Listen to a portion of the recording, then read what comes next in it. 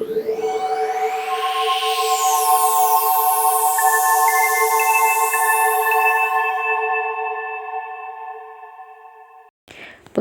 sederhana dari insting adalah jenis kecerdasan atau kepribadian genetik yang berbasiskan kecerdasan naluri atau indera ketujuh.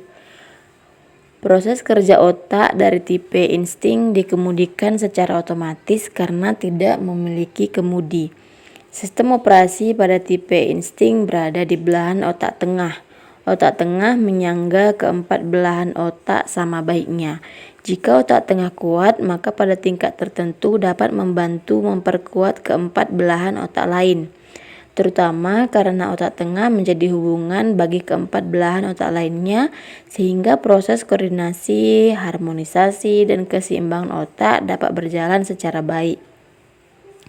Akibat tidak memiliki kemudi, otak tengah akan memberi reaksi spontan pada setiap stimulus yang masuk.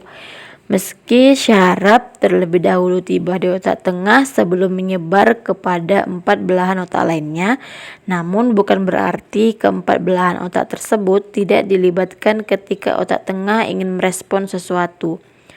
Proses koordinasi respon holistik atau seluruh otak terjadi walaupun tanpa kemudi.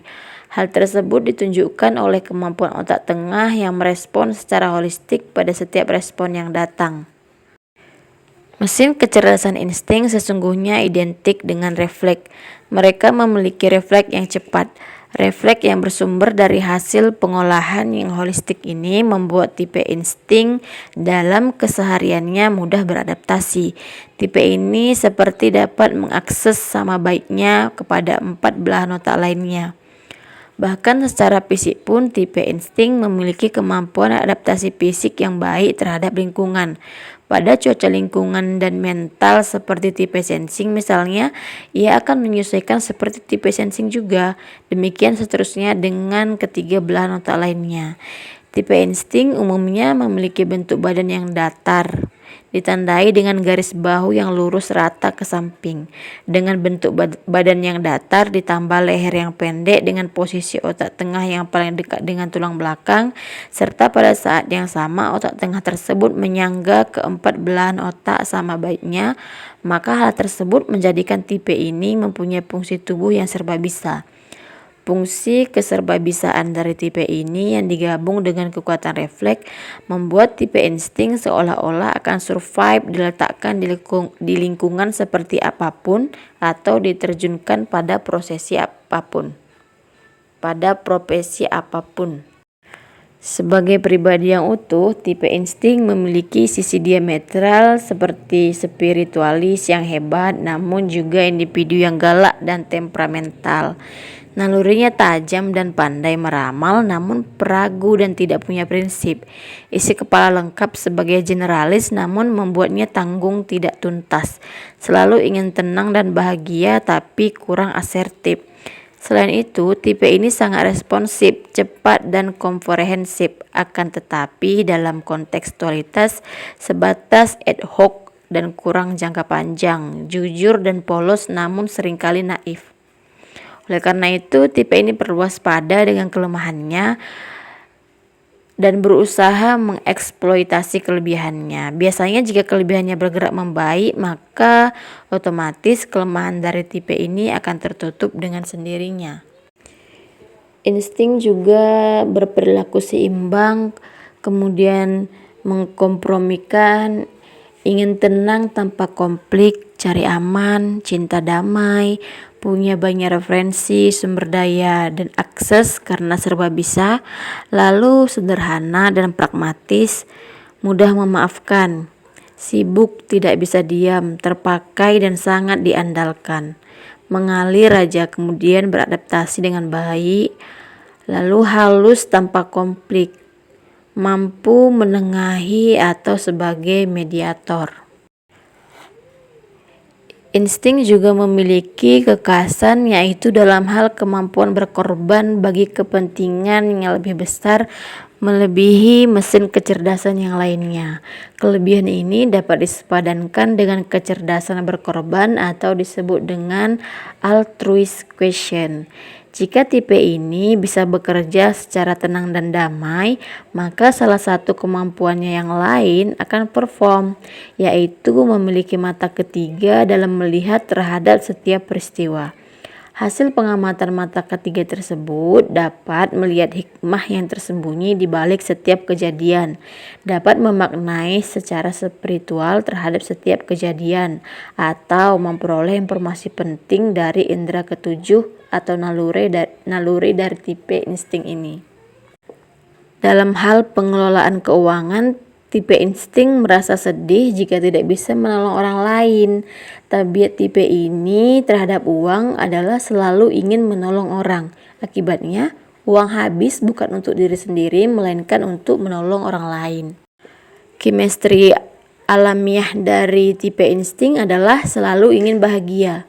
Ia hanya merasa hidup nyaman, hidup dalam suasana yang penuh dengan kebahagiaan, dan jauh dari masalah-masalah.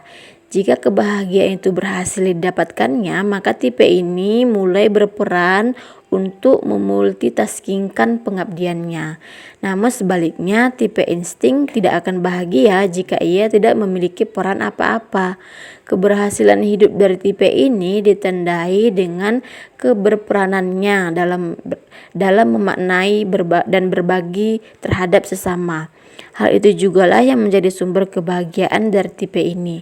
Semakin besar perannya, semakin banyak kepake, maka tipe insting akan semakin bahagia.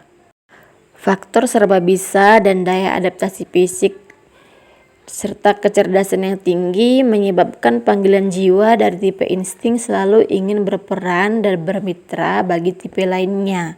Meskipun harus menjadi orang nomor 2, tipe insting tidak terlalu mempermasalahkannya. Hal penting baginya ialah mampu menjadi mitra bagi tipe lainnya di level yang lebih baik. Hal tersebut tidak akan terjadi pada tipe kepribadian lain.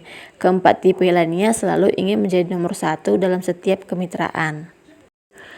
Dalam menjalankan fungsi kemitraan, tipe insting memasang target menghasilkan pertumbuhan dari masa ke masa. Meskipun kecil atau sedikit, yang penting ada pertumbuhan.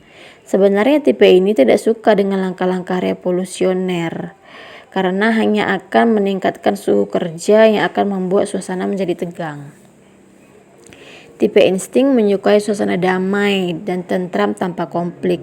Termasuk alasan tipe ini terpanggil untuk menjadi orang kedua adalah ia tidak ingin menjadi sasaran tembak jika menjadi orang nomor 1. Harapan terbesar dari tipe insting yaitu ingin selalu memberikan kontribusi pada lingkungan sosial. Tipe ini merasa hampa jika tidak menolong atau berkontribusi terhadap lingkungannya.